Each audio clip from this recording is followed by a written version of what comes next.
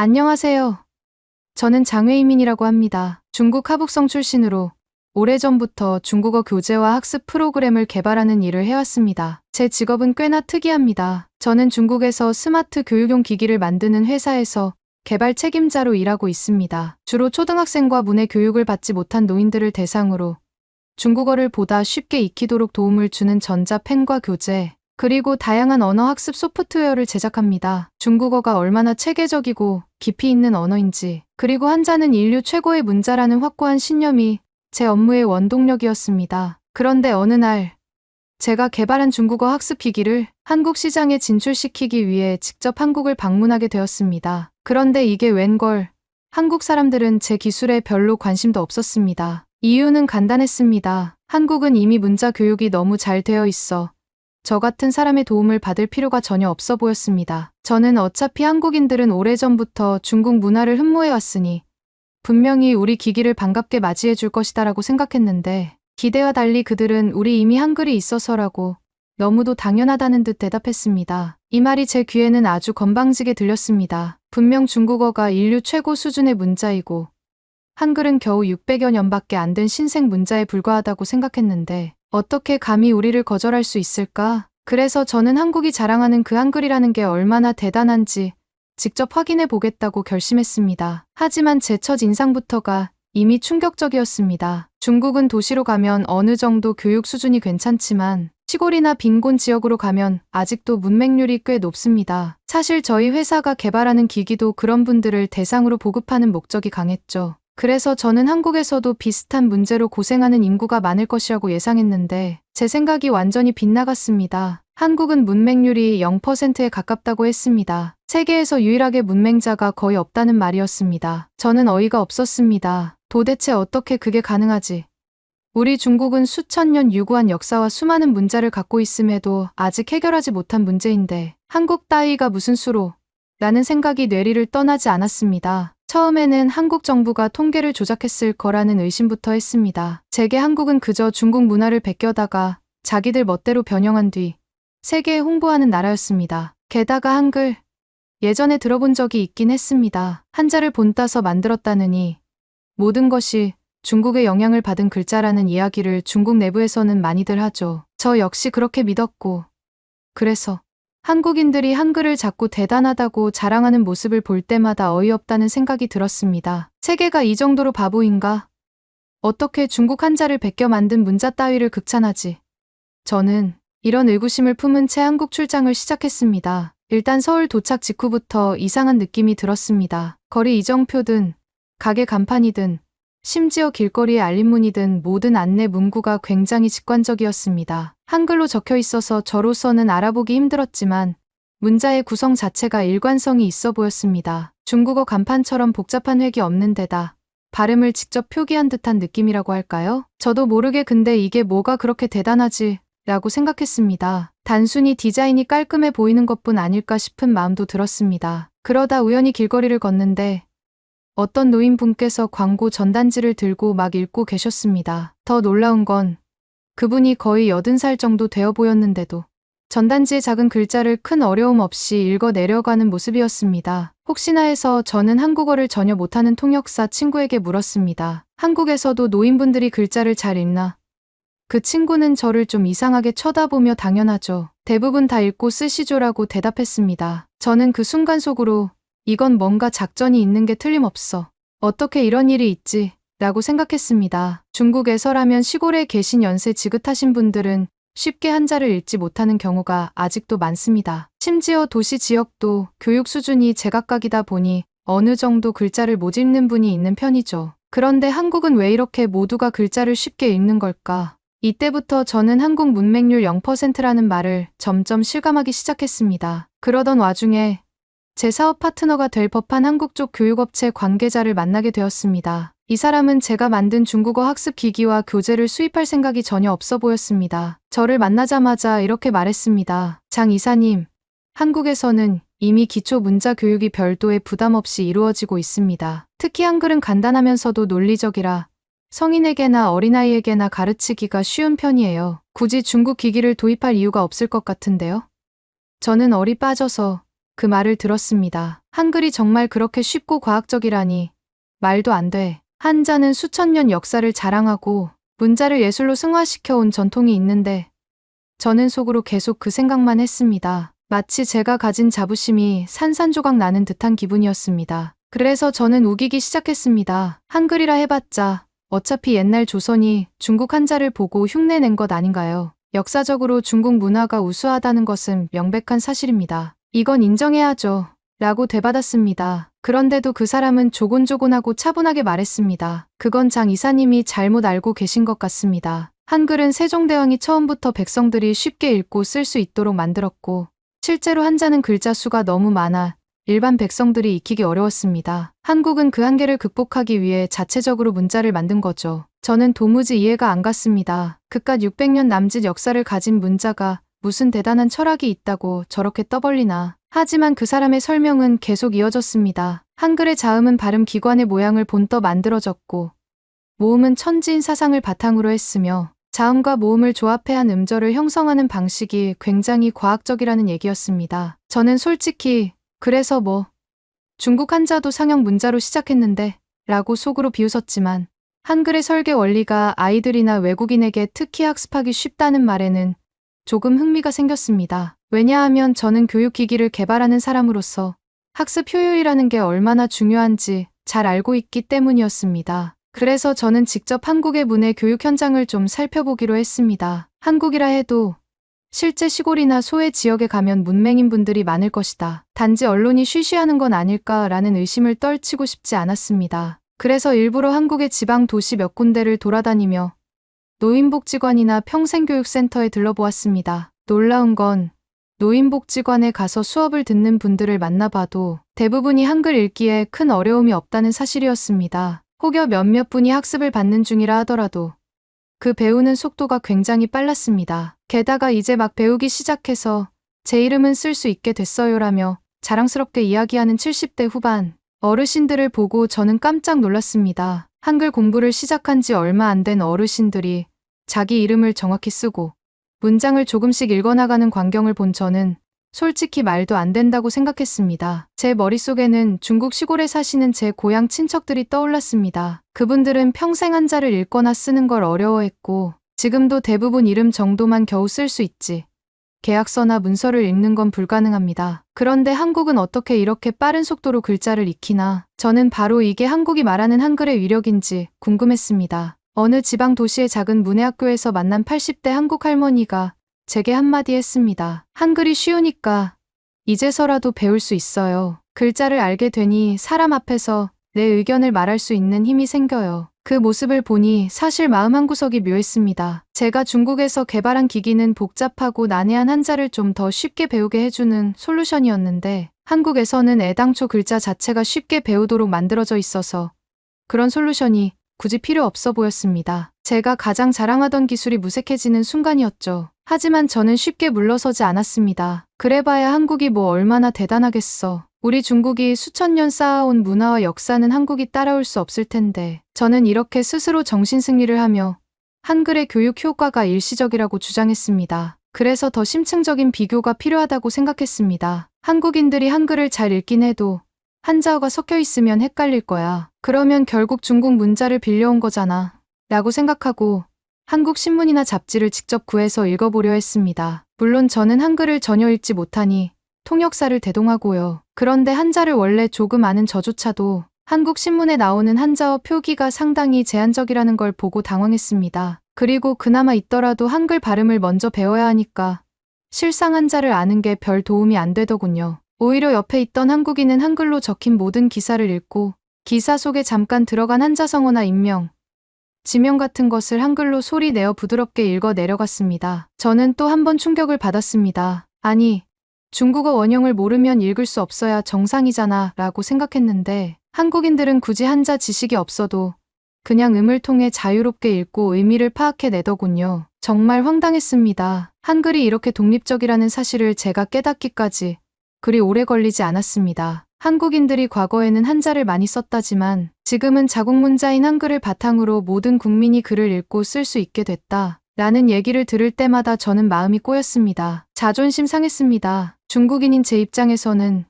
중국 한자를 모르면 세상이 얼마나 답답할 텐데 저들은 어떻게 저렇게 잘 살아가나 싶은데 실제로는 너무 잘 살아가고 있으니까요. 그러다 우연히 한국에서 개최된 국제문해 교육 행사에 참석할 기회가 생겼습니다. 여러 국가가 모여서 자국의 문해 교육 성과와 방법론을 발표하는 자리였는데 거기서 한국 측 발표자는 세계에서 문맹률 0%에 가까운 나라가 된 배경에 관해 설명했습니다. 핵심은 역시 한글의 구조와 철학이었습니다. 발음 기관을 본뜬 자음과 천지인을 반영한 모음. 그리고 누구나 짧은 시간에 원리를 익히면 스스로 글자를 조합해 단어를 만들어낼 수 있다는 점을 강조했습니다. 한글은 외우기보다 이해하는 문자라는 문장이 발표 자료에 떡하니 쓰여 있었습니다. 전 세계 교육 전문가들이 여기에 고개를 끄덕이며 감탄하더군요. 저는 그 광경이 너무 거슬렸습니다. 그래서 질투심에 사로잡혀 큰 소리로 질문했습니다. 하지만 한글이 그렇게 쉽다면 왜 과거 조선에서는 양반들이 한자를 썼던 겁니까? 결국 중국 문자를 더 우월하게 여겼던 게 역사적 사실 아닌가요? 라고 말이죠. 한국 발표자는 다소 당황한 표정을 지었지만 이내 차분하게 대답했습니다. 맞습니다. 과거 조선시대에는 지배층이 중국 한자를 사용했지만 그것이 백성에게 적합한 문자는 아니었습니다. 그래서 세종대왕이 모든 백성이 쉽게 익히도록 한글을 창제했고 훈민정음 반포라는 혁명을 통해 계층 간 지식 독점을 깨려 했습니다. 저는 속으로 그래봤자 우리 중국 역사가 훨씬 오래됐고 전통이 더 깊은데라고 계속 되뇌었습니다. 이렇게 저는 중국어와 한글을 둘러싼 끝없는 비교를 이어갔습니다. 제게 한글은 결코 중국 한자보다 우월할 수 없었습니다. 하지만 시간이 지나면서 한 가지는 뚜렷이 인식하게 되었습니다. 한국에서는 문자 교육을 누가, 언제, 어디서나 별다른 장벽 없이 받을 수 있다는 사실 말이죠. 그리고 그 바탕에는 한글이 지닌 과학적이고 논리적인 체계가 있었습니다. 어떻게든 흠을 찾아내야 하는데 저는 점점 초조해졌습니다. 마침 제가 한국 TV 뉴스를 보는데 어느 해외 구호 단체가 아프리카 케냐에서 한글을 바탕으로 한 문해 교육을 하고 있다는 소식이 나오더군요. 그 내용이 이러했습니다. 영어 알파벳을 배우기 어려워했던 아이들이 한글 자음과 모음을 배우면서 발음, 원리를 직관적으로 파악해 글 읽기에 자신감을 가질 수 있게 됐다는 겁니다. 저는 그걸 보고 기가 차서 웃었습니다. 아니, 누가 봐도 영어 알파벳이 더 세계 표준 아닌가? 거기에 왜 굳이 한국 글자가 들어가지? 말도 안 돼. 라고 말하며 이 뉴스를 헛소리 취급했습니다. 그런데 며칠 뒤 실제로 그 케냐 현장에 봉사활동 갔다 온 한국인을 만났습니다. 그 사람은 제게 직접 사진과 동영상을 보여주며 설명했습니다. 보세요. 아이들이 자음, 기역, 니은, 디귿 같은 걸 흙바닥에 긋고 그 소리를 입으로 내면서 말 그대로 익혀나가요. 한글은 소리의 원리를 시각화한 문자라 아이들이 어떤 발음이 어떻게 생겼는지 직관적으로 깨닫기 쉬웠던 거예요. 저는 여전히 이해가 안 됐습니다. 아프리카 애들이 한국어를 왜 배워? 라고 어이없어 했지만 그 사람은 목적은 한국어 구사가 아니라 기초 문해력 교육입니다. 한글 구조가 간단해서 소리 글자 연결을 빠르게 학습할 수 있고 그걸 발판 삼아 다른 언어도 좀 더 쉽게 익힐 수 있게 되조라고 말했습니다. 저는 속이 뒤집혔습니다. 그동안 제가 중국에서 강조해온 중국어가 인류 최고의 문자라는 신념이 무너지는 기분이었습니다. 최소한 기초 문해 교육 측면에서 한글이 꽤 효율적이라는 사실이 자꾸만 눈앞에 드러나니 답답하고 분했습니다. 그래서 저는 또다시 우겼습니다. 그래도 중국어는 문화와 역사의 깊이가 다르고 예술적인 경지가 훨씬 높습니다. 문해 교육에만 초점을 맞추면 한글이 좋아 보일 수 있겠지만 결국 학술, 철학, 예술, 문학 분야에서는 중국어가 최고 아닙니까? 하지만 제 말이 끝나기도 전에 제 주변 사람들은 시큰둥한 반응이었습니다. 그들은 한글도 충분히 문학, 철학 표현에 능하다. 그리고 한국은 이미 세계가 놀랄 만한 수준으로 각종 콘텐츠를 생산하고 있고 BTS니 K-팝이니 드라마니 전부 한글을 기반으로 문화적 영향력을 넓히고 있지 않냐고 반박했습니다. 저는 아이돌 문화 따위가 뭐 대수라고라며 무시했지만 사실 내심 부러웠습니다. 한국 드라마, 음악, 영화가 전 세계에서 주목받고 있고 그 기저에는 한글이라는 언어 체계가 확실히 작용하고 있구나 싶었으니까요. 하루는 제가 직접 교육봉사 활동을 체험해 보고자 한국 시골의 문해 교실의 통역사와 함께 방문했습니다. 거기서 본 장면이 아직도 뇌리에 선명합니다. 75세가 된 어르신이 교실에서 드디어 내 이름을 썼다며 눈물을 흘리는 모습이었습니다. 우리는 흔히 이름은 당연히 알고 써야 하는 것이라 생각하지만 그분은 글자를 몰라 평생 이름 한 번 제대로 못 써봤다고 했습니다. 그래서 내내 타인의 도움만 받다가 이제 한글을 배워서 스스로 이름을 써 내려가는데 성공한 것이었죠. 그 장면을 보는데 제 자존심과는 상관없이 묘한 감정이 올라왔습니다. 물론 저는 중국인으로서 한자를 포기할 생각이 전혀 없었습니다. 중국어가 훨씬 멋지고 한국은 결국 우리를 흉내냈다 라는 생각이 여전히 강했습니다. 하지만 문맹률 제로에 가까운 교육 환경만큼은 인정하지 않을 수 없게 됐습니다. 왜냐하면 제 눈으로 직접 봤으니까요. 한국의 시골 구석 노인들조차 글자를 배우고 그것을 통해 삶의 변화를 맞이하는 모습이 생생히 펼쳐졌습니다. 저는 그래도 마지막까지 틈을 놓치지 않았습니다. 이게 다 국가 정책이 잘 되어 있어서 그런 거겠지. 한글 자체가 우수해서가 아니라 한국 정부가 돈을 많이 써서 교육한 거라든지 어떻게든 외국에 보여주려고 홍보용으로 포장한 거겠지 라며 깎아내렸습니다. 제가 가지고 있던 반한글적인 고정관념은 좀처럼 바뀌지 않았습니다. 그러던 중 UNESCO에서 주최하는 행사에 초청받아 한국에 다시 오게 됐는데 여기서 정말 저를 분노하게 만든 사건이 벌어졌습니다. UNESCO가 세종대왕 문해상을 제정해 전 세계 문해 교육에 기여한 개인이나 단체를 시상하고 있다는 사실을 알게 된 겁니다. 그것도 대놓고 세종대왕 이름으로.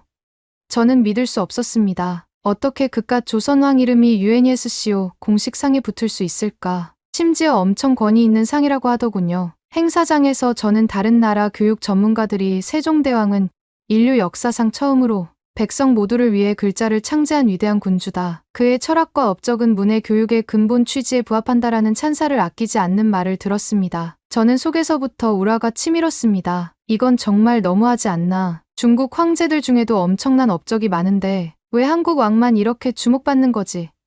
다 언론 플레이 아냐? 라고 생각했습니다. 그날 시상식에서는 문해 교육으로 빈곤 지역 어린이들을 가르친 어느 단체가 수상했는데 그들이 소감 발표를 할 때 한국에서 받은 한글 교재 덕분에 교육 효과가 높아졌다고 공개적으로 언급했습니다. 저는 이제 황당함을 넘어 분노가 치밀었습니다. 도대체 왜 중국 한자는 찬양받지 못하고 한국 한글만 추켜 세우는가라는 질문이 계속 머릿속을 맴돌았습니다. 그래서 행사 뒤풀이 자리에서 저는 마이크를 잡고 무작정 큰 소리를 질렀습니다. 중국은 세계에서 가장 오랜 문명 국가입니다. 한자는 인류 역사상 가장 아름답고 깊이 있는 문자입니다. 그런데 왜 하필 한국의 한글만 이렇게 찬사를 받고 UNESCO에서까지 특별 대우를 받는 겁니까? 전 이해할 수 없습니다. 라고요. 주변 참석자들이 조용해졌습니다. 그중 한 한국인 교육자가 침착하게 답했습니다. 한글이 특별히 주목받는 건 군주가 직접 백성을 위해 만든 문자라는 점, 그리고 그 과학적인 체계로 문맹을 극적으로 해소한 사례가 유례가 없기 때문입니다. 무려 전쟁 직후 아무런 자원이 없던 상황에서 문자 하나로 국민이 빠르게 문해력을 갖추게 되었고 그 결과 현재 한국은 문맹률이 사실상 0%에 가깝습니다. UNESCO에서 이런 문해 혁명을 높이 평가한 거죠. 저는 끝까지 인정하기 싫었습니다. 그렇다고 해서 한국이 대단한 건 아니고 결국 중국이 없었다면 한글도 존재할 수 없었을 겁니다. 역사를 보면 조선은 줄곧 중국을 사대했으니까요. 라며 무턱대고 흥분했지만 주위 사람들은 더 이상 저를 상대해 주지 않았습니다. 그냥 한숨만 내쉴 뿐이었죠. 결국 그날 저는 자존심을 구기는 꼴이 되고 말았습니다. 행사장 뒤편에서 혼자 술을 마시며 분을 사겨야 했습니다. 이건 뭔가 잘못된 거야. 분명 중국 한자가 더 위대한데 사람들이 한글을 과대평가하는 거라고. 저는 스스로에게 계속 그렇게 세뇌했습니다. 하지만 말입니다. 다음 날 우연히 또 어떤 연로하신 분이 한글을 배우고 기뻐하는 모습을 접하게 됐습니다. 그 어르신은 한국인이 아니라 동남아 출신 이민자였는데 공장에서 일하시다가 한국어 수업을 듣고 한글을 배워서 문서를 읽고 쓰게 됐다며 울먹이시더군요. 이제 회사에서 주는 서류를 사장님 도움 없이도 읽을 수 있으니 정말 행복하다. 이런 말을 하셨습니다. 저는 그 장면을 얼떨결에 버리고 마음이 복잡해졌습니다. 이 사람에게 한글은 국적을 초월해 자신의 삶을 바꾸는 존재였던 겁니다. 그리고 한국 TV에는 매일같이 노인분 이름 읽기, 성인 문해 교육 성공 사례, 다문화 가족 한글 교실, 외국인 노동자 한국어 교육 등등이 나오고 있었습니다. 어디서나 한글이 그 중심에 있었습니다. 그래도 난 중국인이다. 한글 따위 우습게 봐야 한다. 라고 생각했지만 현실은 계속 제 사고방식을 뒤흔들었습니다. 그러던 어느 날 제 회사 쪽에서 연락이 왔습니다. 장 이사, 한국 시장 진출은 힘들 것 같다. 여긴 이미 문자 교육이 체계적으로 잘 되어 있어서 중국어 학습 기기를 대량으로 수입할 이유가 없대. 라는 통보였습니다. 제가 중국에서 내세운 높은 교육 솔루션도 여기서는 별로 주목받지 못했습니다. 제 자존심은 또 한 번 크게 상처를 입었습니다. 한국에서 갈 길이 막혀 답답해진 저는 그래도 한 가닥 희망을 안고 중국인 관광객 상대로 교육 프로그램을 팔아볼까 했습니다. 중국인들도 한글 배우고 싶은 사람 있을 테니 그것도 한자 기반으로 연결해서 뭔가를 해볼 수 있지 않을까라는 생각이었죠. 하지만 정작 한국에 오는 중국인들조차 한글이 그렇게 어렵지 않아 자기들끼리 웬만한 건 독학으로도 배운다고 하더군요. 저는 또 망연자실했습니다. 결국 중국 한자는 너무 어려워서 문해 교육 시장이 존재하고 그래서 내 기기가 팔리는 거고 한국 한글은 너무 쉬워서 문해 교육의 기기가 별로 필요가 없는 건가 하는 결론에 직면했을 때 저는 굉장히 씁쓸했습니다. 하지만 그래도 중국이 위대해. 중국은 한국이 도저히 가질 수 없는 거대한 문화유산과 인구가 있고 세계 경제를 선도할 잠재력이 있으니라고 또다시 제 마음을 다잡았습니다. 그리고 한국을 떠나기 전 마지막으로 서울 시내의 한 분의 교육 현장을 방문했습니다. 노인과 이주민, 심지어 다문화 가정 아이들까지 모여 앉아 한글 자음 모음을 큰 목소리로 따라 읽고 있었습니다. 그들의 얼굴에는 배움의 열정과 즐거움이 가득했습니다. 그걸 지켜보는 한국인 교사들도 뿌듯해 보였습니다. 저는 또 한 번 씩씩거렸습니다. 이게 뭐 그렇게 대단하다고. 결국 우리 한자를 본떠 만든 주제에 이제 와서 지들이 독자적으로 위대하다고 자랑하는 꼴이라니 우스워. 하지만 그 순간 어떤 아이가 제게 다가와서 한글로 쓴 메모지를 건네주었습니다. 메모지에는 안녕하세요.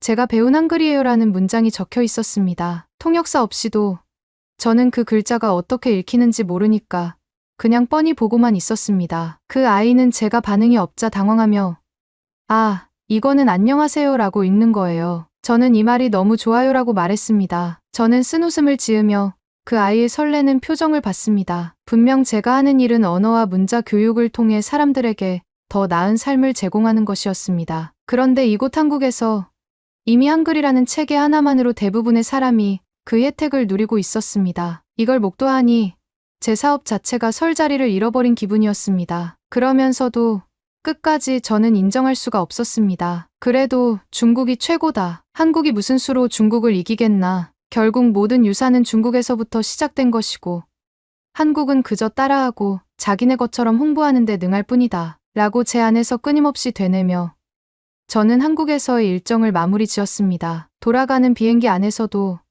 저는 분이 가라앉지 않았습니다. 유네스코의 그 어이없는 세종대왕 문해상, 한국인이 자랑하는 문맹률 0%라는 황당한 수치, 노인부터 어린아이까지 손쉽게 익힌다는 한글의 저력, 그리고 외국 아이들까지 효과적으로 가르치고 있다는 사실이 머리를 떠나지 않았습니다. 이 모든 게 말이 안 된다. 뭔가 어딘가 조작이 있는 거야. 절대 한국이 우리보다 우월할 리가 없어. 한글이 아무리 쉽다 한들 우리 한자가 지닌 미학과 역사적 가치가 더 크지 않나.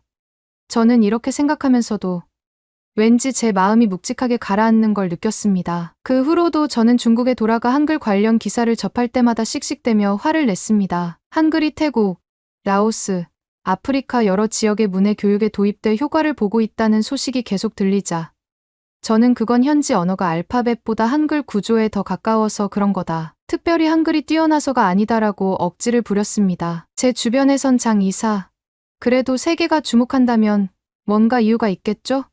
라고 말했지만 저는 끝까지 고개를 가로저었습니다. 중국은 전 세계 최대 경제대국이 될 것이고 한글 같은 건 결국 한국에서나 통할 뿐이다. 한자가 문화와 예술의 정점임을 아무도 부인할 수 없다. 저는 그런 식으로 애써 제 자신을 위로하며 한국이 자랑하는 그 한글의 힘을 절대 인정하지 않았습니다. 하지만 가끔씩 떠오르는 장면들이 있습니다. 한국 시골 문해 교실에서 울먹이며 이름을 쓰던 노인, 다문화 가정 아이와 외국 노동자들이 자기 이름을 한글로 적으며 환하게 웃던 모습, 그리고 UNESCO 세종대왕 문해상 행사장에서 만났던 교육 전문가들의 찬사, 그 모든 게 거짓일 수는 없다는 사실을 머리로는 알고 있습니다. 그래도 저는 이렇게 말합니다. 그래도 중국이 최고다. 한국이 뭘 해봤자 결국 중국에 종속될 수밖에 없다. 한글이 아무리 과학적이라지만 우리 한자를 능가할 수는 없다. 세상 사람들은 그 사실을 언젠가 깨닫게 될 것이다. 이렇게 억지 부리는 것이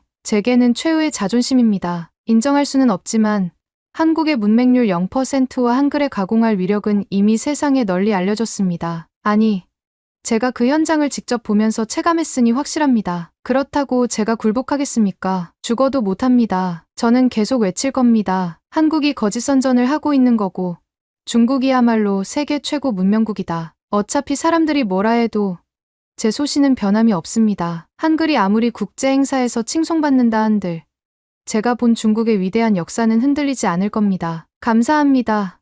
두 번째 사연 바로 시작하겠습니다. 안녕하세요. 저는 왕만유라고 합니다. 현재 충칭국제고등학교에서 역사 과목을 가르치고 있습니다. 저희 학교는 중국 내에서도 지적 수준이 높은 엘리트 학생들이 모이는 곳으로 유명합니다. 학부모들 대부분이 중국 공산당 고위 간부이거나 대기업 임원 혹은 해외 사업체를 운영하는 재력가들이기 때문입니다. 그런 학교에서 역사 교사가 된 저는 진정한 중국의 엘리트라고 자부했습니다. 어렸을 적부터 가족과 주변에서 중국은 세계의 중심이며 동북아의 주인이라는 말을 귀에 못이 박히도록 들어왔습니다. 한국 같은 나라는 늘 중국의 그늘 아래서 성장했고 중국의 문명적 혜택을 빼앗아가면서도 고마움을 모르는 민족이라는 식으로 교육받았습니다. 저 역시 그런 중화 우월주의가 세상의 진리라고 믿었습니다. 그러나 최근 들어 인터넷을 통해 한국 문화를 접하는 젊은 층이 늘어나고 K-팝이나 K-드라마가 전 세계적으로 관심을 받자 저는 영 달갑지 않았습니다. 저는 늘 동북공정을 지지해왔고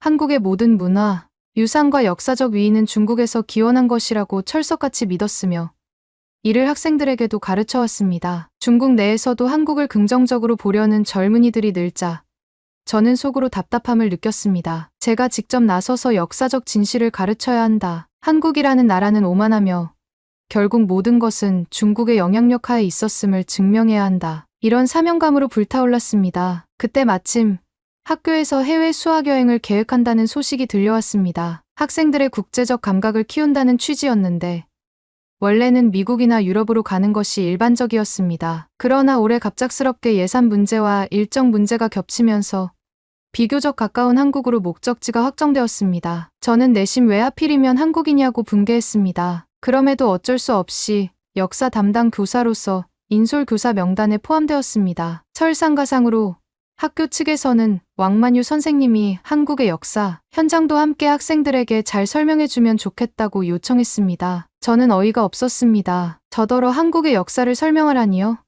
그것도 한국 고유의 역사와 문화를 말해야 한다니. 참으로 웃기지 않습니까? 그 모든 것은 사실상 중국으로부터 갈라져 나온 것인데 말입니다. 출발 전, 저는 우리 반 학생들에게 이번 수학여행지는 속국이었던 한국이라고 단호하게 소개했습니다. 한국이라는 명칭이 듣기 거북한 사람들은 옆나라라고 호칭하든지 말든지 저에게는 한나라가 아니라 과거의 조공국일 뿐입니다. 그런데 요즘 젊은 학생들은 제 말에 의문을 표하거나 반발하기도 했습니다. 선생님, 한국이 언제부터 중국 속국이었나요? 라는 질문에 저는 정색하며 동북공정 자료와 오래된 사설을 예로 들었습니다. 고조선은 본래 중국의 번국이었고 이후 고구려 백제 신라 또한 중국 문화의 영향을 직접적으로 받았습니다. 명나라와 청나라 시기에도 조선 왕조는 조공을 바쳐야만 했던 하급 국가였습니다. 이것이야말로 역사적 진실입니다. 학생들은 고개를 갸우뚱했고 일부는 스마트폰으로 검색을 해보는 듯했습니다. 저는 불같이 화를 내며 외쳤습니다. 여러분이 지금 보는 인터넷 정보는 대부분 서방 언론이나 한국 측 자료에서 발췌한 편향적 내용입니다. 진실을 알고 싶다면 정통 중국 학자들의 논문을 봐야 합니다. 동북공정을 부정하는 것은 중화민족의 정통성을 부인하는 행위입니다. 이 말에 학생들은 별다른 말을 하지 못했지만 표정은 여전히 반신반의였습니다. 하긴 요즘 젊은 애들은 K-팝을 좋아하고 인터넷에서 K-팝 아이돌의 춤을 따라하거나 한국 드라마를 보는 것을 취미로 삼습니다. 이들을 깨우쳐주는 게 제 책임이라고 굳게 믿었습니다. 그러나 출발을 앞두고 학교 이사회에서 또 문제가 터졌습니다. 학생 학부모들 중 일부가 왜 하필 한국 같은 곳으로 가느냐, 과거 사드 문제 이후 반중 정서가 높을 텐데 위험하지 않느냐 하며 이의를 제기했습니다. 저 역시 같은 생각이었습니다. 차라리 베이징이나 상하이에서 역사 탐방을 하는 것이 훨씬 더 유익하지 않겠느냐고 적극 어필했지만 이미 계약이 체결된 상태라 어찌할 도리가 없었습니다. 결국 충칭국제고 2학년 학생들과 함께 한국으로 떠나는 일정이 확정되었습니다. 저는 속이 복잡했습니다. 이왕 가게 되었으니 이번 기회에 한국 땅에서 그들이 얼마나 중국을 우러러보고 살았는지 그리고 지금도 사실상 중국의 영향을 벗어나지 못하고 있음을 직접 보여주겠다. 이렇게 결심했습니다. 드디어 출발일이 되었습니다. 저는 우리 학생 30명과 함께 공항에 도착해 비행기에 올랐습니다. 비행 시간은 짧았지만 저는 학생들에게 줄곧 중국 역사의 위대함과 한국 역사의 부차성에 대해 강조했습니다. 여러분이 한국에서 보게 되는 절이나 궁궐 같은 것은 전부 중국 건축 양식을 표절한 것이니 너무 감탄하지 말기 바랍니다. 이런 식으로 잔소리를 해댔습니다. 그러나 막상 인천국제공항에 내리자 생각보다 깔끔하고 현대적인 시설의 학생들이 놀라는 기색을 보였습니다. 자동 게이트를 통과하면서 이거 꽤 편리하네요. 중얼대는 학생들을 보자마자 저는 고개를 돌려 한마디 했습니다. 당연히 중국 기술을 배워서 발전시킨 것 아니겠습니까? 원래 한족의 지혜가 워낙 뛰어나니 한국인들이 조금만 벤치마킹해도 이 정도 시설은 만들 수 있지요. 학생 한 명이 정말 그럴까요? 라는 표정으로 저를 쳐다봤지만 저는 못 들은 척했습니다. 도심으로 이동하는 버스를 탔을 때 창밖으로 보이는 고층 빌딩들과 전기차 수소차가 달리는 광경에 또 몇몇 학생이 와 발전했네라는 반응을 보였습니다. 솔직히 저도 내심 놀랐습니다. 하지만 저는 절대 내색하지 않았습니다. 습관처럼 이곳에 들어온 중국 자본과 중국 기술 덕분이겠지라며 깎아내렸습니다. 버스 안내 방송에서 유창한 영어, 중국어, 일본어, 한국어가 흘러나오는데 괜히 기분이 묘했습니다. 한국인들이 중국어 발음을 저렇게 정확하게 할 리가 없는데 서울 시내 한 호텔에 체크인했습니다. 방 배정이 끝나고 학생들은 단체로 근처 식당에서 저녁 식사를 했습니다. 한국 음식점에서는 갈비찜, 불고기, 김치찌개 등 다양한 메뉴가 나왔는데 학생들은 처음에는 향이 강하다며 어려워하더니 곧 익숙해져서 잘 먹었습니다. 이거 맛있네요. 하며 행복해하는 학생들을 보니 저는 괜히 질투가 났습니다. 중국 사천 요리에 비할 바인가 겨우 이것 가지고 라는 생각을 했지만 입 밖으로 꺼내지는 않았습니다. 같은 호텔에 묵는 다른 일본인 단체도 있었습니다. 그들도 수학여행을 온 듯 보였습니다. 스치면서 들은 일본어 대화 속에 한국이 꽤 발전했다는 뉘앙스가 있어서 저는 속으로 역시 한국은 항상 약소국인데 일본인들도 낮춰 보긴 하네라며 미묘한 만족감을 느꼈습니다. 그러나 한편으로는 뭔가 이상하게 불안했습니다. 한국이 꽤나 정돈되고 발전한 모습을 보여주면 학생들이 한국이 생각보다 대단하네라고 인식할까봐 걱정했습니다. 그러면 제 강의가 무색해질 테니까요. 호텔에 돌아온 뒤 저는 다른 인솔 교사들과 잠시 모임을 가졌습니다. 교감 선생님이 왕 선생님, 내일과 모레 일정 중에 전통문화 체험이나 역사 유적지 관람이 포함되어 있으니 학생들에게 보충 설명을 해주시면 좋겠습니다라고 했습니다. 저는 바로 그들이 말하는 전통은 사실 모두 중국에서 유래된 것이라고 잘라 말했습니다. 교감은 난처한 표정으로 그래도 한국 가이드를 존중하면서 진행합시다. 현지 사정이 있으니 너무 대놓고 말하면 곤란합니다라고 당부했습니다. 저는 속으로 울화가 치밀었습니다. 왜 우리가 한국인을 배려해야 합니까? 우리가 중국인이라는 사실만으로도 한국인들이 존중해야 하는 것 아닙니까? 그러나 겉으로는 그냥 알겠습니다라고만 했습니다. 다음 날 아침 저희는 인사동으로 향했습니다. 한국 전통 공예품 거리라고 했고 학생들이 기념품을 구경하며 문화체험을 하는 일정이었습니다. 저는 별 흥미가 없었습니다. 결국 중국 미술공예를 모방한 것 아니겠나라는 편견이 컸기 때문입니다. 그런데 어느 가게에서 한국 전통 도자기를 전시하며 외국인 관광객들을 상대로 판매하고 있었습니다. 그 가게 사장님은 유창한 중국어로 우리 학생들에게 설명했습니다. 이 도자기는 조선시대 전통 기법을 활용한 것이며 고유의 문화적 가치가 큽니다. 저는 못 참겠다 싶어 곧장 끼어들었습니다. 실례합니다만 조선시대 도자기 역시 중국 명나라 혹은 청나라 기법의 영향 아래 만들어진 것 아닙니까? 결국 원류는 중국입니다. 독자적으로 발전했다고 하지만 그 기저에는 우리 중화민족의 오랜 문화가 있지요. 가게 사장님은 순간 표정이 굳었고 주변 한국인 몇 명이 저를 흘낏보았습니다. 그래도 상업적인 이유 때문인지 사장님은 직접적인 반박을 하지 않았습니다. 그러나 가게 뒤편에 있던 다른 한국인이 조용히 다가와 작은 목소리로 논리적 반박을 시작했습니다. 선생님께서는 조선 도자기가 명청나라 영향을 받았다고 말씀하시는데 물론 교류가 있었던 건 사실입니다. 그러나 조선 백자나 분청사기 등은 한국이 독자적으로 발전시킨 기법을 갖고 있습니다. 중국 도자기와는 유약의 조성이나 장식 기법이 다릅니다. 실제 연구 논문도 많고요. 저는 순간 당황했습니다. 그래도 포기하지 않고 목소리를 높였습니다. 그렇다면 흙이나 도자 재료는 어디서 왔겠습니까? 결국 대륙에서 건너온 기술이고 중국 도자기의 기술이 더 오래되었습니다. 독자적 발전이라는 말은 과장일 뿐이요. 주변 분위기가 잠시 싸늘해졌고 우리 학생들도 민망해하며 고개를 숙였습니다. 그러나 그 한국인은 끝까지 차분한 태도로 그런 식이면 아시아 대부분의 국가가 서로 영향을 주고받았다고도 할 수 있습니다. 하지만 한국에는 독자적인 미감과 방식이 존재한다는 점이 오늘날 미술사학계의 다수 견해입니다. 라고 말했습니다. 저는 더 말다툼하기 싫어 자리를 떴습니다. 학생들은 민망했지만 저는 괜히 길게 싸워봤자 제가 이긴다고 해도 의미 없다고 스스로 위안했습니다. 이어 북촌 한옥마을로 이동해서 전통 한옥 골목을 거닐었는데 학생들은 한복을 체험하며 사진을 찍거나 골목길을 구경했습니다. 저는 중국 한푸가 훨씬 더 우아하고 품격 있다고 생각했기에 한복을 입을 생각조차 없었습니다. 중국 한푸가 원조이고 너희 한복은 그저 변형에 불과하다 라고 말하고 싶었지만 체험을 돕는 한국인 안내원이 친절하게 웃으며 맞아주니 저도 굳이 시비를 걸지 않았습니다. 그러던 중 학생 몇 명이 골목길에서 길을 잃었는데 한국인 대학생 두세 명이 다가와 길을 안내해 주었습니다. 이를 본 우리 학생들이 한국 사람들이 생각보다 친절하네요 라고 말하며 놀라워했습니다. 저는 곧장 그것도 중국인의 도량을 본받은 거겠지라고 말하려다 이미 분위기가 훈훈해져 있어서 씁쓸하게 침묵했습니다. 수학여행 세 번째 날 저는 일정표에 적힌 서대문형무소라는 곳을 보고 눈살을 찌푸렸습니다. 가이드가 일제강점기 시절 독립운동가들이 수감되고 고문당하던 곳이라고 설명했기 때문입니다. 저는 역사의 흐름을 언제나 중국 중심으로만 이해해왔습니다. 조선의 독립운동.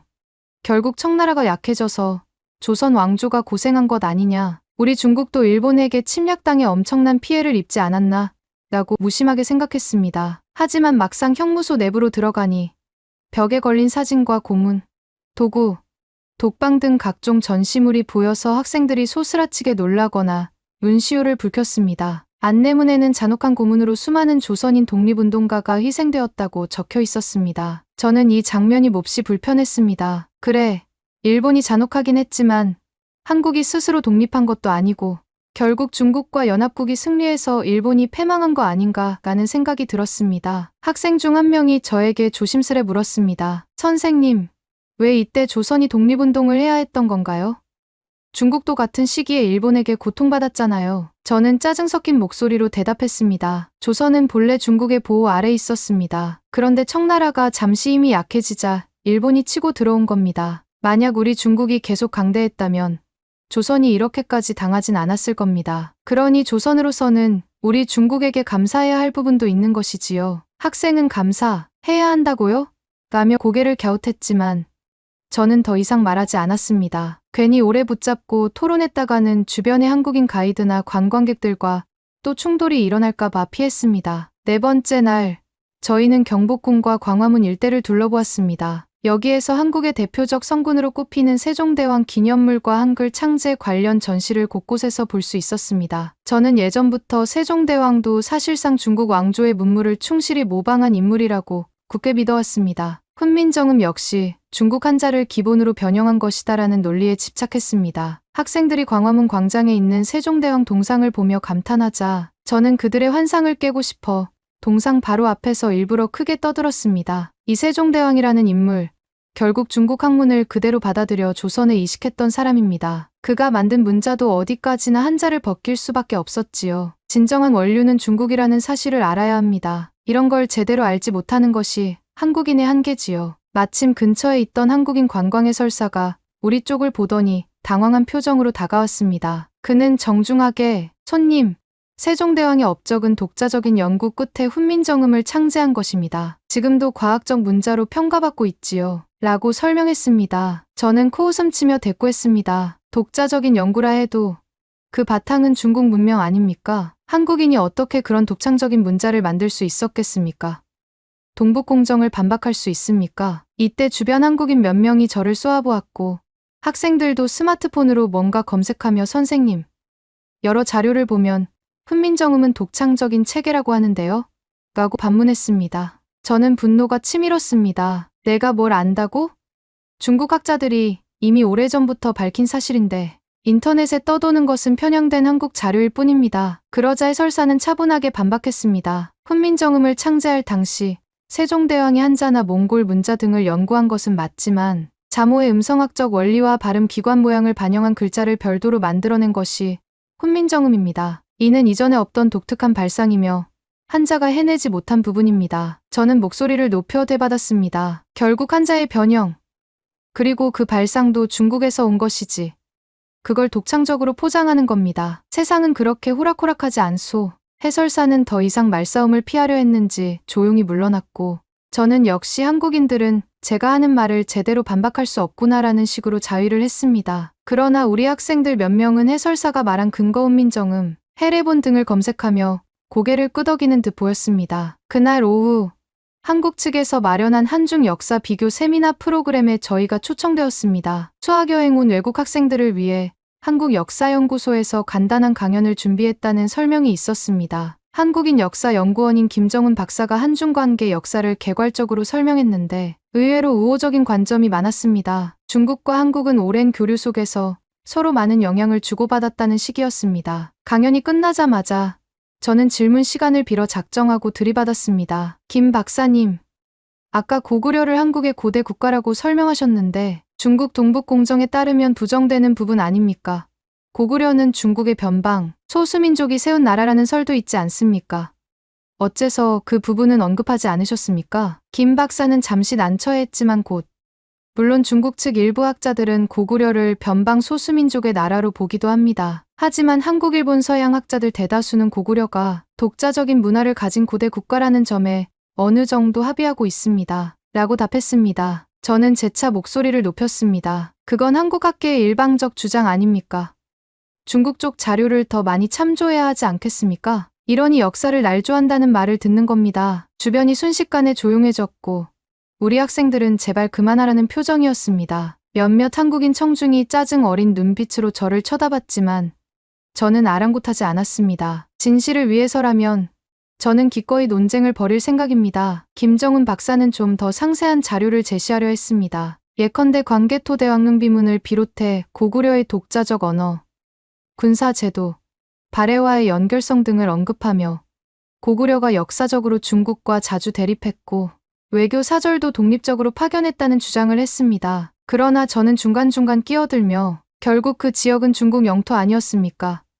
여러분은 장수왕이 펴낸 정책 등을 제대로 알고 있습니까? 등으로 계속 따졌습니다. 공개 토론은 거의 말싸움처럼 변했고 학생들은 얼굴이 화끈거려 고개를 숙였습니다. 다음 일정은 일본군 위안부 피해자들을 기리는 소녀상이 있는 장소 방문이었습니다. 원래 이곳은 일본 수학여행 단체가 자주 찾는다는데 저희도 함께 참관하게 되었습니다. 가이드는 전시에 강제로 끌려간 여성들의 아픔을 기리기 위해 세워진 상이라며 설명했습니다. 우리 학생 중 몇 명은 눈시울을 붉혔고 다른 인솔 교사들도 안타까워했습니다. 그런데 저는 이게 영 못마땅했습니다. 위안부 문제라는 민감한 사안에서 사실 중국도 엄청난 피해를 입었는데 마치 한국만의 비극인 것처럼 대대적으로 알리는 모습이 불편했습니다. 학생 몇 명이 소녀상 옆에 쪽지 같은 걸 놓았습니다. 한 학생은 중국에서 배운 위안부 역사는 주로 난징대학살이나 중국인 여성 피해가 많았다고 들었는데 한국도 이렇게 피해가 컸다니 충격이라고 했습니다. 저는 홧김에 중국이야말로 가장 큰 피해국이었습니다. 한국은 항상 뒤늦게 목소리를 높이는군요. 모든 걸 자기들만 피해본 것처럼 독점하려는 겁니까? 라고 비아냥댔습니다. 학생들이 난처해하며 선생님,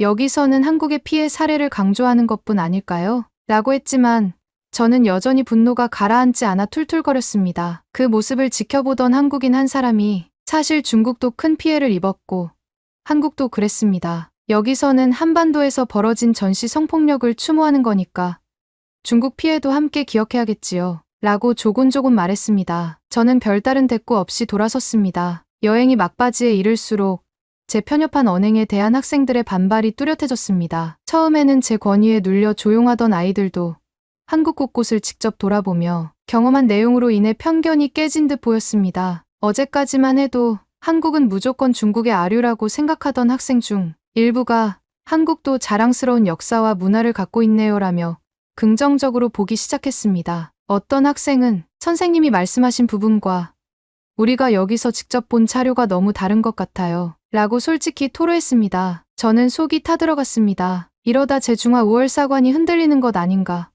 심지어 어떤 학생은 선생님, 동북공정이 정말 객관적인 건가요? 다른 나라들에선 거의 지지받지 못하는 것 같아요. 라고 묻기까지 했습니다. 저는 언성을 높였습니다. 잠깐 여행 와서 본 게 전부라고 생각합니까? 한국은 자신들에게 유리한 자료만 보여준 겁니다. 조선이 과거 중국에 조공을 바쳤던 사실은 어떻게 설명하겠습니까? 세종대왕이라는 인물도 결국 중국 문명에 기생한 거 아닙니까? 학생들은 입을 꾹 다물었습니다. 그날 저녁, 단체 채팅방에서 학생들끼리 왕 선생님의 말씀이 너무 극단적이지 않나라는 불만이 터져 나왔고, 이번 여행으로 한국을 다시 보게 됐다는 의견이 대다수였습니다. 저는 답답함을 감추지 못하고 그 채팅방을 훔쳐보며 어째서 제 말이 설득력을 잃었는가를 고민했습니다. 귀국 전 마지막 일정으로 한국의 대기업 본사 삼성현대를 방문하는 시간이 있었습니다. 사실 이 방문은 저희 충칭국제고가 요청한 게 아니라 다른 학교들과 패키지로 묶여 있었는데 어쩔 수 없이 따라갔습니다. 가이드는 한국의 대표 기업들이 세계 시장에서 어떤 전략으로 성공했는지 소개한다며 프레젠테이션을 했습니다. 막상 들어보니 미국, 유럽, 동남아시아 등지에서 꽤 높은 시장 점유율을 기록한 사례들이 흥미로웠습니다. 학생 중 한 명이 한국 기업들이 정말 대단하네요. 이제 중국 기업 못지않게 글로벌 무대에서 경쟁하네요. 라고 소감을 말했습니다. 저는 또 폭발했습니다. 무슨 소리입니까? 한국 기업들이 성장할 수 있었던 건 중국의 협력과 세계 공장 노릇을 해준 우리의 노고 덕분입니다. 핵심 부품이나 원천 기술은 다 중국 것 아닙니까? 한국은 그냥 조립만 하는 거라고요. 가이드가 놀란 표정으로 실례지만 현재 한국 기업들은 반도체나 디스플레이 등도 직접 생산합니다만 이라고 반박하자 저는 더 이상 참을 수 없었습니다. 그 기술이 하늘에서 뚝 떨어졌겠습니까? 결국 중국이 먼저 기반을 닦았을 겁니다. 한국인들이 스스로 뭘 개발할 역량이 있다고 생각하나요? 주변 시선이 곱지 않았지만 저는 굴하지 않았습니다. 한 한국인 직원이 차분히 설명했습니다. 글로벌 반도체 시장에서 한국이 미국, 대만과 어깨를 나란히 할 정도로 독자 연구를 진행해 왔습니다. 사실 중국보다 반도체 공정을 훨씬 먼저 시작했고 지금도 기술 격차가 상당합니다. 저는 비웃으며 서방 제국주의가 한국 편을 들어주는 것뿐이요. 중국이 제대로 나서면 곧 따라잡습니다. 라고 말했습니다. 이미 분위기는 험악해졌고 학생들도 더 이상 저를 말리지 못했습니다. 결국 모든 일정을 마치고 저는 학생들과 함께 비행기에 올랐습니다. 충칭으로 돌아오는 길, 학생들은 한국에서 찍은 사진과 동영상을 공유하며 정말 좋았고 배울 점이 많았다고 즐겁게 대화를 나눴습니다. 저는 한심함을 느꼈습니다. 도대체 뭘 배웠다는 걸까? 한국이 생각보다 멋지다는 결론을 얻은 건가?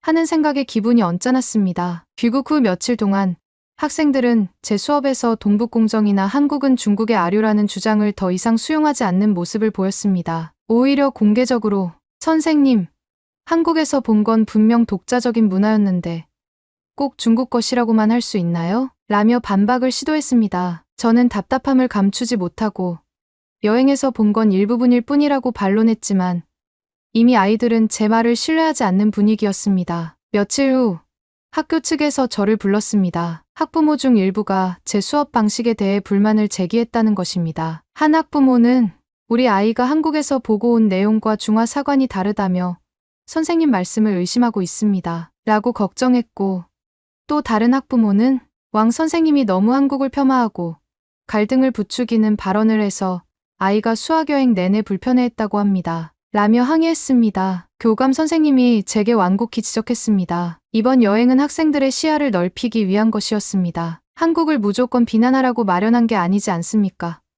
앞으로는 수업 태도를 조금 조정해 주시는 게 어떨까요? 저는 억울했습니다. 그럼 제가 가르쳐온 중화 5월 역사관은 어떡합니까? 중국이 동북아의 주인이라는 사실을 부정하라는 건가요? 교감은 고개를 절레절레 흔들며 무조건적인 5월 주장이나 감정적 발언은 자제해 주셔야 합니다. 라고 했습니다. 저는 학교까지 저를 몰이해하는군. 이게 다 한국의 교묘한 선전에 학생들이 넘어갔기 때문이라고 생각했습니다. 학교 측의 중재로 수학여행 성과 보고회라는 명목의 공개토론 시간이 열렸습니다. 여기서 학생들은 한국에서 찍은 사진과 느낀 점을 발표했고 저도 교사로서 보충 설명을 했습니다. 학생들은 서울의 첨단 인프라와 친절한 시민들, 독립운동 역사 현장을 보며 배운 점 등을 이야기했습니다.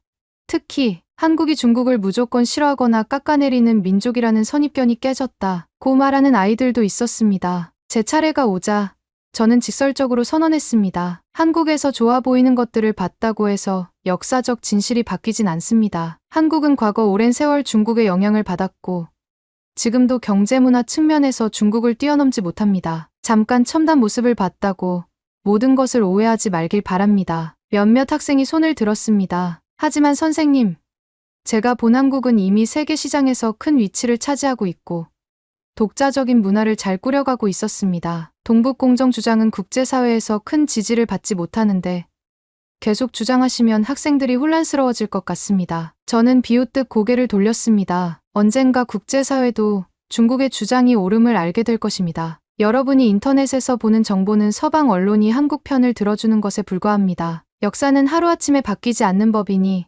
성급한 결론 내리지 마십시오. 보고회는 서먹하게 끝났습니다. 아이들은 속으로 한숨을 내쉬는 것 같았고 학교 분위기도 싸늘했습니다. 이 모든 사태가 벌어진 뒤 저도 한편으로는 혼란스러웠습니다. 한국 수학여행 전에 저는 한국은 분명 중국의 아류이고 모든 것이 중국에서 기원했다라고 가르쳤고 학생들도 의심 없이 따랐습니다. 그런데 이번 여행으로 그들이 직접 보고 듣고 체험하더니 제 가르침을 신뢰하지 않게 된 것입니다. 밤마다 홀로 서성이며 정말 제가 잘못 가르친 걸까?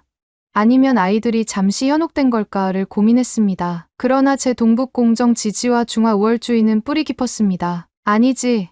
잘못된 건 학생들이지. 잠깐 감상에 젖어 위대한 중국 역사를 부정하는 게 문제야. 시간이 지나면 진실을 깨닫겠지. 라고 스스로 결론 내렸습니다. 한국에서 돌아온 뒤 우리 학교 학생들 중 일부가 SNS에 여행 후기를 올렸습니다. 중국에서 배운 내용과 한국 현지에서 배운 내용이 너무 달라 충격이었다거나 생각보다 한국인들이 반중 감정이 크지 않았다는 글이었습니다. 이것이 중국 내 인터넷 커뮤니티에 퍼지며 논란이 됐습니다. 일부는 어린 학생들이 한국에 가서 세뇌당했다며 분노했고 또 일부는 정말 한국이 그렇게 발전하고 개방적이라면 굳이 무시할 필요가 있나? 라는 반응을 보였습니다. 저 역시 논란의 중심에 섰습니다. 인터넷에는 충칭국제고 역사 교사 왕만유, 동북공정 맹신자 라는 말이 떠돌았고 SNS에서 학생들이 발언을 캡처해 공유했습니다. 제가 한국의 모든 건 중국 것이라고 말한 대목이 화제가 되어 많은 사람들이 비웃고 시대착오적 발언이라고 비판하는 댓글이 달렸습니다. 어떻게 학생들이 제 말을 함부로 인터넷에 올릴 수 있나?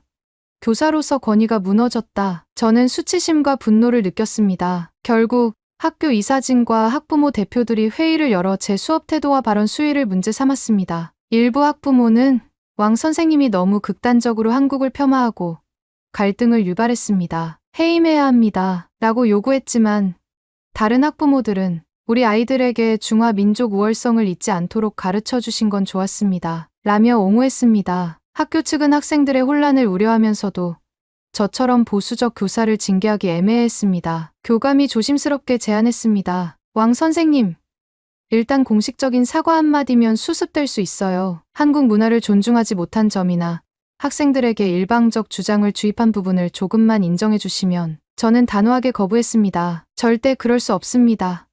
제가 왜 사과해야 합니까? 잘못된 건 한국 역사관이지. 저는 진실을 말했을 뿐입니다. 이 발언이 다시 학교 안팎에서 논란을 일으켰고 결국 학교는 저에게 특별 유급 휴가를 주어 사태를 진정시키려 했습니다. 사실상의 징계나 다름없었지만 저는 억울하면서도 버틸 수밖에 없었습니다. 놀랍게도 수학여행을 다녀온 우리 반 학생들 중 몇 명이 한국어를 배우기 시작했습니다. SNS나 유튜브로 한국 문화를 깊이 파고들었습니다. 저는 황당했습니다. 아니, 제가 그렇게 열변을 토하며 경고했는데 도대체 왜 저럴까? 속이 부글부글 끓었습니다. 어떤 학생들은 학교에서 소규모 한국어 동아리까지 만들었습니다. 그 이름이 세종학당 소그룹이었습니다. 저는 세종학당, 세종대왕 이름을 딴 기관 아닌가? 왜 우리 학교 안에서 그런 걸 만들지? 라며 분개했습니다. 그러나 학교 측은 학생들이 자율적으로 외국어를 공부하는 건 좋은 현상이라며 오히려 장려했습니다. 심지어 영어 일본어보다 한국어를 배우려는 학생이 늘어나자 교장도 우리도 시대 흐름에 맞춰 다양한 외국어 교육을 지원해야 합니다. 라고 긍정적으로 평가했습니다. 저는 아연실색할 뿐이었습니다. 특별 유급 휴가 동안 학교에서는 다른 교사가 제 역사 수업을 대신 맡았습니다. 그 교사는 상대적으로 온건한 입장을 취했고 한국과 중국의 역사적 연관성을 설명하되 한국의 독자성도 존중하는 방향으로 수업을 했습니다. 학생들은 그 수업을 좋아했습니다. 편파적이지 않아 좋다는 반응이었고 저는 이 소식을 들을 때마다 분노와 박탈감에 휩싸였습니다. 제가 십수년간 지켜온 교육 철학이 하루아침에 무너지는 건가 하는 생각에 밤잠을 설쳤습니다. 휴가가 끝나 복직했을 때 학교 분위기는 이미 많이 바뀌어 있었습니다. 학생들은 한국 문화를 교류하는 동아리를 활발히 운영했고